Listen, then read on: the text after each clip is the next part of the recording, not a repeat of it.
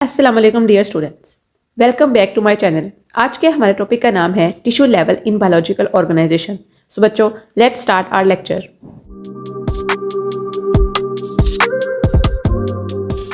Okay बच्चों, अगर हम कल का लेक्चर रिवाइज करें तो कल हमने स्टडी किया था ऑर्गेनेल्स एंड सेल लेवल्स। हमने देखा था कि किस तरह जो सेम मॉलिक्यूल्स होते हैं वो आपस में असेंबल्ड होते हैं और ऑर्गेनेल्स बनाते हैं, जो कि फर्दर आपस में असेंबल्ड होकर एरिया अक्यूमुलेट करके सेल्स की फंक्शनिंग करते हैं और एक सेल बनाते हैं। आज बेसिकली हम देखेंगे कि सेल्स के बाद कौन सा ऐसा बायोलॉजिकल ऑर्गेनाइजेशन का लेवल है वो स्टार्ट होता है। तो बच्चों, सेल्स जो होते हैं ना, जब आपस में एक साथ कंबाइन करते हैं वो टिश्यूज बनाते हैं। अब क्या डिफरेंट सेल्स कंबाइन होकर टिश्यूज बनाएंगे? नो। अब जो सेम टाइप्स ऑफ सेल्स है ना हमारे बॉडी के अंदर, सेम टाइप ऑफ सेल्स, वो क्या करते हैं, वो आपस में according to their genetic information जो कि उनके अंदर स्टोर होती है उसके अकॉर्डिंग अपने आप को अरेंज करना स्टार्ट कर देते हैं। और जब वो अपने आप को एक तरह में एक स्पेसिफिक शेप में अरेंज करना स्टार्ट कर देते हैं तो हम कहते हैं कि उन्होंने एक टिश्यू फॉर्म कर लिया है और एक वो टिश्यू लेवल की स्टडी हो जाती है। तो अगर हम देखें कि सेल्स बनते किस तरह हैं, तो बेसिकली सेल्स जो बनते हैं वो एक प्रोसेस होता है जिसको कहा जाता है सेलुलर डिफरेंशिएशन एंड ऑर्गेनाइजेशन। इस प्रोसेस के थ्रू जो सेल्स होते हैं वो बन जाते हैं किसके अंदर? टिश्यू के अंदर। ठीक है, ये हम पर बेसिकली ये सारी चीज़ें जो हो रही होती है ना, ये होती हैं हमारे पास एम्ब्रियोनिक डेवलपमेंट की स्टेजेस के ऊपर। ठीक है, जब हम बड़े हो जाते हैं तब तो ये चीज़ें रीग्रोथ कर रही होती हैं। ठीक है, सेल्स के अंदर जो इन्फॉर्मेशन स्टोर होती है उसको यूटिलाइज कर रहे होते हैं, न्यू सेल्स बन रहे होते हैं, न्यू टिश्यूज बन रहे होते हैं। ठीक है, हमारी बॉडी के अंदर। लेकिन जब बच्चा पैदा बन रहा होता है तो क्या होता है कि उसकी जो स्टेज होती है वो होती है एम्ब्रॉय स्टेज। एम्ब्रियोनिक स्टेज के ऊपर क्या होता है कि हमारे पास जो सेल्स होते हैं वो एक क्लस्टर की फॉर्म में प्रेजेंट होते हैं। अब इन सेल्स के अंदर जेनेटिक इंफॉर्मेशन ऑलरेडी प्रेजेंट होती है। अब सेल्स जो होते हैं इस जेनेटिक इंफॉर्मेशन के थ्रू इसको यूटिलाइज करके क्या करते हैं, अपने आप को अरेंज करते हैं और एक स्पेसिफिक लेयर्स बनाते हैं जो कि इनको हम कह जाते हैं टिश्यूज। कल हमने माइटोकॉन्ड्रिया सेल्स की फॉर्मेशन देखी थी कि किस तरह जो माइटोकॉन्ड्रिया सेल्स होता है वो किस तरह ओरिजिनेट करता है फ्रॉम मॉलिक्यूल्स। आज बच्चों बेसिकली हम देखेंगे मसल सेल, क्योंकि माइटोकॉन्ड्रियल सेल्स जो होते हैं वो स्पेसिफिकली माइटोकॉन्ड्रियल टिश्यूज में नहीं बनते, बल्कि एक सेल के अंदर वो एनर्जी की ट्रांसफॉर्मेशन को, एनर्जी की यूटिलाइजेशन को रूल आउट करते हैं, उसको देखते हैं, उसकी देखभाल करते हैं। तो आज हम देखेंगे टिश्यू वो होगा muscle tissue. Muscle tissues basically बच्चों पाए जाते हैं हमारे मसल्स के अंदर। अब आपको पता है मसल्स के साथ साथ हमारे मसल्स जो होती हैं किसके साथ कनेक्टेड होती हैं? वो बोन्स के साथ कनेक्टेड होती हैं। मीन्स कि बोन्स को जो होती है वो सपोर्ट किस वजह से मिलती है? मसल्स के थ्रू मिलती है। अगर हमारे पास सिर्फ ढांचा ही होगा बोन्स का तो क्या होगा? हमारे पास कुछ भी नहीं होगा। हम ऐसी मतलब कि कोई एक फनी सा इमेज होगा। ठीक है, तो मसल्स क्या होते हैं, वो हमारे बॉडी को एक शेप देते हैं, एक स्पेसिफिक स्ट्रक्चर देते हैं। अब मसल्स की जो बच्चे होती हैं वो आगे 3 टाइप्स होती हैं। एक हमारे पास होते हैं स्केलेटल मसल्स, दूसरे होते हैं हमारे पास स्मूथ मसल्स और तीसरे होते हैं हमारे पास कार्डियक मसल्स। मैं आप इन तीनों की आपको अलग अलग से नहीं बताऊंगी, मैं आपको सिर्फ जनरली बताऊंगी कि मसल्स जो होते हैं वो कैसे बन रहे होते हैं, क्योंकि इनकी अलग अलग डिटेल में आपको बताने बैठ के तो ये आउट ऑफ द कॉन्टेक्स्ट भी बहुत चल जाएगा और मुश्किल भी हो जाएगा आपके लिए। अगर बच्चों हम जनरली बात करें मसल टिश्यूज की, मसल टिश्यूज जो होते हैं बेसिकली वो एक सेल से बने होते हैं। मीन्स उससे उनका जो प्रीकर्सर सेल्स होते हैं वो बनते हैं, उनका नाम होता है मायोब्लास्ट। इनको कहा जाता है प्रीकर्सर सेल्स। ठीक है, इससे हमारे पास जो होते हैं वो मसल टिश्यूज बनते हैं। और जो मायोब्लास्ट होते हैं वो कहाँ से आते हैं? सेल्स। ये मायोब्लास्ट सेल्स जो होते हैं ये एम्ब्रियोनिक डेवलपमेंट की स्टेज, मीन्स जब बच्चा बन रहा होता है वो सेल्स की जो कॉम्बिनेशन क्लस्टर बन जाता है, एम्ब्रियो बन जाता है, तो उसके अंदर क्या होता है, एक लेयर होती है जिसको कहता है जर्म लेयर। इसकी भी आगे 2 to 3 टाइप्स हैं। अब जर्म लेयर के अंदर एक स्पेसिफिक लेयर होती है जिसको कहा जाता है मेसोडर्म। इस मेसोडर्म के अंदर क्या होता है, हमारे पास मायोब्लास्ट के सेल्स होते हैं, इनके अंदर जेनेटिक इंफॉर्मेशन स्टोर होती है ऑलरेडी। ये मेसोब्लास्ट के सेल्स जो होते हैं क्या करते हैं, अपने आप को अच्छी तरह असेंबल करते हैं और अल्टीमेटली अपने आप को क्या करते हैं, एक मसल टिश्यूज की फॉर्मेशन के थ्रू ले जाते हैं, उस प्रोसेस के अंदर ले जाते हैं और मसल टिश्यूज हमारे पास बन जाते हैं। अगर बच्चों हम देखें इसका स्पेसिफिक नेम क्या है इस प्रोसेस का, इस स्पेसिफिक प्रोसेस को कहा जाता है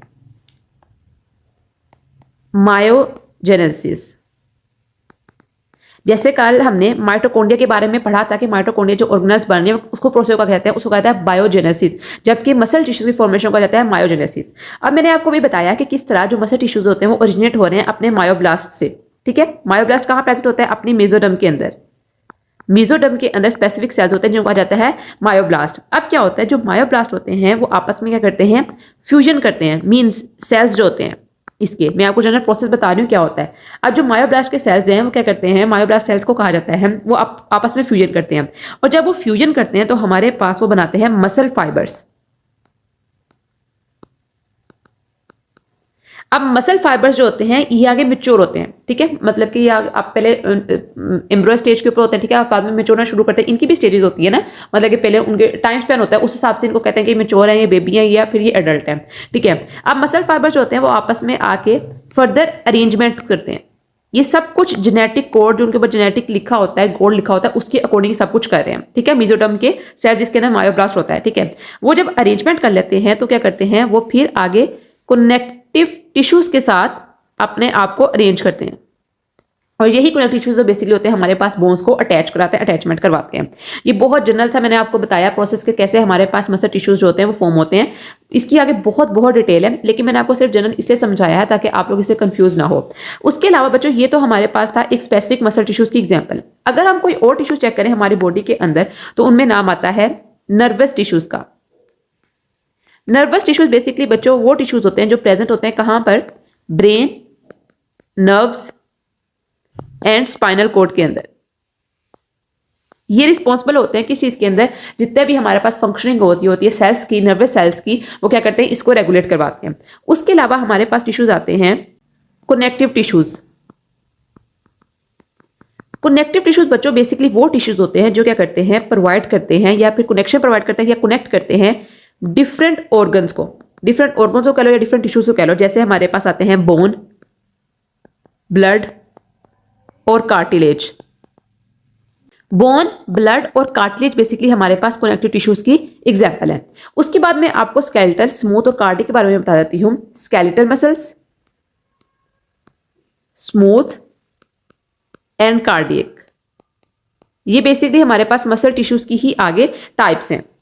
स्केलेटल मसल जो होते हैं बेसिकली बच्चों ये अटैच होते हैं किसके साथ, बोन्स के साथ, ठीक है, आप इतना सिर्फ याद कर लो। स्मूथ मसल जो होते हैं बेसिकली हमारे पास डाइजेस्टिव सिस्टम के अंदर प्रेजेंट होते हैं। और कार्डियक मसल्स जो होते हैं वो कहां प्रेजेंट होते हैं, वो प्रेजेंट होते हैं हमारे पास हार्ट में, ठीक है। ये बेसिकली है हमारे पास डिफरेंट टाइप्स ऑफ टिश्यूज। अब बच्चों में थोड़ा सा आपको इंट्रोडक्शन दे देती हूँ प्लांट टिश्यूज के बारे में, क्योंकि उनको पढ़ना भी बहुत नेसेसरी है। प्लांट टिश्यूज, प्लांट टिश्यूज के अंदर जो दो कॉमनली हम टिश्यूज पढ़ेंगे उसके अंदर हमारे पास आते हैं epidermal and then ground tissues. अब इसके अंदर भी डिफरेंट टाइप्स ऑफ सेल्स जो होते हैं वो प्रेजेंट होते हैं, ठीक है। एपिडर्मल, एपी का मतलब आप समझ लो अपर, और डर्मल का मतलब होता है जो सरफेस होते हैं ऊपर साइड पर, ठीक है। डर्म कहते हैं स्किन को। अब आपको पता है प्लांट्स की जो बार्क होती है, ठीक है, उसकी स्किन होती है, प्रेजेंट होती है। अब जो एपिडर्मल टिश्यूज होते हैं वो क्या करते हैं, वो प्रोटेक्ट करते हैं प्लांट्स को कि कोई एब्रेसिव डैमेज ना आ जाए। मींस कि उनकी जो स्किन है, आउटर सरफेस है या आउटर कवरिंग है, वो क्या हो जाए, वो डिस्ट्रॉय ना हो जाए। अगर प्लांट्स के आउटर कवरिंग के अंदर एपिडर्मल टिश्यूज या एपिडर्मल लेयर नहीं होगी तो क्या होगा कि वो बहुत ज्यादा डैमेज को मतलब कि रेजिस्ट नहीं कर पाएंगे, ठीक है, उनको बहुत जल्दी डैमेज हो जाएगा। तो बेसिकली इसने क्या करना होता है, एपिडर्मल टिश्यूज ने इन्होंने प्रोवाइड करनी होती है प्रोटेक्शन। उसके अलावा ये epidermal tissues most important function क्या करते हैं, ये प्रिवेंट करते हैं वाटर लॉस को, ठीक है। जितना भी प्लांट्स होते हैं वो वाटर अपने अंदर लेकर जा रहे हैं, ठीक है, प्रोसेस फोटोसिंथेसिस के लिए, डिफरेंट वर्किंग प्रिंसिपल्स के लिए, तो क्या कहते हैं एपिडर्मल टिश्यूज प्रोटेक्ट करते हैं कि वाटर जो है वो हमारे प्लांट टिश्यूज से बाहर ना निकले। आगे बात करें अगर ग्राउंड टिश्यूज की, ग्राउंड टिश्यूज के बच्चों इसके अंदर 3 टाइप्स ऑफ सेल्स डिफरेंट आ जाते हैं जो कि कलेक्टिवली जब फंक्शन करते हैं तो हम कहते हैं ये ग्राउंड टिश्यूज हमारे पास बन गए हैं। सबसे पहले जो ग्राउंड टिश्यूज में हमारे पास आते हैं वो आते हैं पैरेन्काइमा। बेसिकली पैरेन्काइमा का जो फंक्शन मोस्ट इंपोर्टेंट होता है वो ये होता है कि ये इंक्लूड होते हैं किसके अंदर, फोटोसिंथेसिस के अंदर, फूड की प्रोडक्शन के अंदर, ठीक है, ये इन्वॉल्व होते हैं या ऑक्सीजन की प्रोडक्शन के अंदर। फोटोसिंथेसिस के आपको पता है बाय प्रोडक्ट जो होता है वो फूड होता है, हमारे पास ग्लूकोज होता है और ऑक्सीजन होता है, ठीक है, इसके अंदर, और स्टोरेज भी करते हैं न्यूट्रिएंट्स की। दूसरे नंबर पर हमारे पास आते हैं कोलनकाइमा। ये बेसिकली सपोर्ट करते हैं हमारे पास प्लांट्स के ग्रोइंग पार्ट्स को, ये प्लांट जो है वो किस तरह ग्रो कर रहा है, ठीक है, उसकी पेटल्स को, उसके फ्लावर्स को, उसके स्टेम्स को, उसके पेटियोल्स को, ठीक है, आप आगे जाकर पढ़ोगे। और उसके अलावा इसकी प्लांट्स की एलोंगेशन को भी कंट्रोल करते हैं। एलोंगेशन का मतलब क्या होता है? प्लांट का बढ़ना, ठीक है, उसका कद बड़ा होना, प्लांट का उसकी ग्रोथ होना। तीसरे नंबर पर हमारे पास जो बच्चों आते हैं उनको कहते हैं स्क्लेरेनकाइमा टिश्यूज।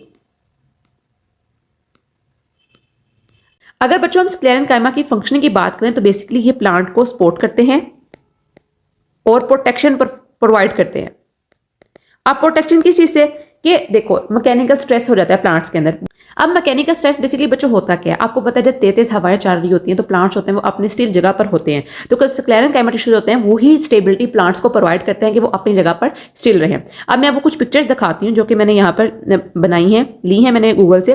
देखो सबसे पहले हमारे पास पैरेनकाइमा टिश्यूज आते हैं। आप देखो इसका स्ट्रक्चर कैसा है, ठीक है, लॉन्गिट्यूडन भी होते हैं और इनका क्रॉस सेक्शन मींस के लॉन्गिट्यूडनल व्यू में ये इस तरह नजर आते हैं और क्रॉस सेक्शन के अंदर इसके गोल गोल आपको ऐसे नजर आ रहे हैं, ठीक है। न्यूक्लियस है, सेल वॉल है, साइटोप्लाज्म है, पिट्स हैं और वैक्यूल इसके अंदर प्रेजेंट है। कोलनकाइमा का देखो आप, इसका एक लॉन्गिट्यूडनल स्ट्रक्चर है। आप मैं आपको यही प्रेफर करूंगी कि आप इसके लॉन्गिट्यूडनल स्ट्रक्चर बना लो, ठीक है, ये ज्यादा आसान होंगे। अगर आपको क्रॉस सेक्शन एरिया ज्यादा इजी लग रहा है तो वो बना लो, जो आपको इस लगता है वो आप बना लो, पेपर में बहुत अच्छे आपके फिर मार्क्स आएंगे इंशाल्लाह। और आगे जो स्क्लेरेनकाइमा होते हैं उनका भी क्रॉस सेक्शन और लॉन्गिट्यूडनल चेक करो। ये हमारे पास फाइबर्स हैं, केनाल्स हैं, सेक्लोराइड्स हैं, हमारे पास ल्यूमन है, हमारे पास सिंगल सेक्लोराइड स्टोन सेल है हमारे पास, ठीक है, डिफरेंट इसके पार्ट्स हैं। मैं आपको इसलिए इनकी डिटेल और इनकी फंक्शनिंग बता रही हूँ कि आपके भी कोर्स में शामिल नहीं है। मैं आपको सिर्फ इतना आपको पिक्चर दिखाने का मकसद यही होता है कि आप जब चीज को याद कर रहे हो तो आपको पता हो कि किस तरह किया और उसका फंक्शन कैसा है। दूसरे पर बच्चों हम देखते हैं मसल टिश्यूज। देखो आप कार्डिक मसल्स देखो, स्केलेटल मसल्स देखो और स्मूथ मसल देखो। स्मूथ मसल हमारे पास डाइजेस्टिव सिस्टम के अंदर होते हैं, स्केलेटल जो होते हैं वो हमारे पास बोन के अंदर होते हैं और कार्डिक जो होते हैं वो हमारे पास हार्ट के अंदर होते हैं और ये हमारे पास इनका न्यूक्लियस है, ठीक है। ये हमारे पास ये देखो आप कितनी स्ट्रेट लाइन के अंदर है, ठीक है, और इसके अंदर कोई इतना कॉम्प्लेक्स स्ट्रक्चर आ रहा है। ये जैसे जैसे हमारे पास बॉडी जो होती है आप डीपर से डीपर जाओगे तो बॉडी जो होगी वो कॉम्प्लेक्स से कॉम्प्लेक्स होगी, ठीक है। आप फर्स्ट अपना सब एटॉमिक लेवल चेक करो तो कितना हमारे पास वो कॉम्प्लेक्स था, ठीक है। उसके बाद देखो बच्चों most important nervous tissues. Nervous tissue देखो ये इसका सेल बॉडी है, एक्सॉन्स है और सैटेलाइट सेल है। कितना ज्यादा कॉम्प्लेक्स स्ट्रक्चर है एक नर्वस टिश्यूज का, ठीक है। नर्वस टिश्यू को ड्रा करने से बेहतर है कि आप इसका एक नर्व सेल बना दो, ठीक है, नर्व सेल बना दो जब भी आपको इसका कोई क्वेश्चन आए ताकि चेकर को समझ आ जाए। ये बेसिकली आपका पूरा है टॉपिक टिश्यू लेवल्स के बारे में। वो जो आज बेसिकली हमने पढ़ा है कि टिश्यूज जो होते हैं वो सेल से किस तरह फॉर्म होते हैं और उनकी फंक्शनिंग क्या होती है। आई होप सो कि आपको इस लेक्चर की अच्छी तरह समझ आई होगी। कल मिलते हैं एक नई लेक्चर वीडियो के साथ, तब तक के लिए फी अमानिल्लाह।